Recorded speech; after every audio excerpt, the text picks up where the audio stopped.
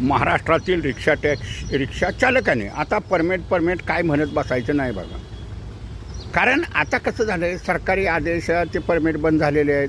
फक्त तुमच्याकडे ज्या पावत्या असतील ह्याच जिवंत होतील आणि काही लोकांच्याकडे इरादापत्र आहेत आणि ते मुदतबाह्य झालेले आहेत. त्याच्यावर काहीतरी पुढं तोडगा निघू शकेल, शासन निर्णय घेऊ शकेल. हे मात्र तितकंच कारण तसे आपले प्रयत्न बी चाललेले आहेत की 2-4 वर्षापूर्वीचं इरादापत्र आहे ते पुनर्जीवित झालं पाहिजे. तो हक्क आहे, शासनाला फी भरलेली आहे. आणि आता बघा सरळ सरळ ई रिक्षाला जर परमिटच नाही, केंद्र सरकारनं बी त्याला परमिट केलेलं नाही, राज्य शासनानं बी केलेलं नाही.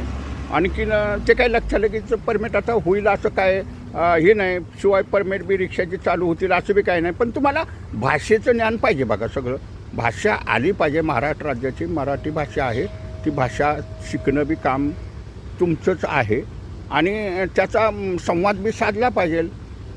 भौगोलिक परिस्थिती माहिती पाहिजे.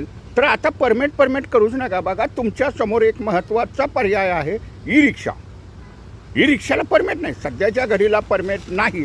त्याला परमिट होईल पण त्यालासुद्धा कायदे असतात ना. एखाद्या नगरपालिकेत समजा 1,00,000 रिक्षा आहेत, एक उदाहरण तुम्हाला द्यायचं म्हणलं, 1,00,000 रिक्षा आहेत तर तिथल्या 7% रिक्षा ह्या त्या इंधनावरती झाल्या पाहिजेत, तर शासन त्याच्यावरती परमिटचा निर्णय घेऊ शकेल. पण ई रिक्षा जर 2-4च झाल्या तर त्याच्यावर काही सरकार निर्णय घेऊ शकणार नाही. म्हणजे कमीत कमी 7%च्या पुढं, मग 8%, 10% अशा जेवढ्या रिक्षा होतील मग शासन सर्व त्या ई रिक्षांना परमिट लागू करेल. त्याच्यामुळं त्या लक्षात लगेच आता ते परमिट होईल आणि ही करेल.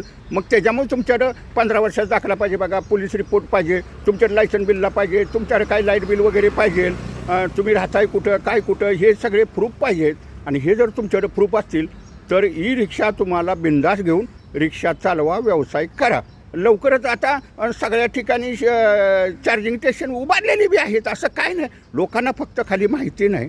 आता ज्या सगळ्या परिवहन सेवेच्या ज्या बस चालतात समजा नगरपालिकेची, त्यांची चार्जिंग स्टेशनच आहेत आणि ती बी आता सगळ्यांच्यासाठी खुल्ले होतील. जसे रिक्षाचं वाढतील तशा ई रिक्षा.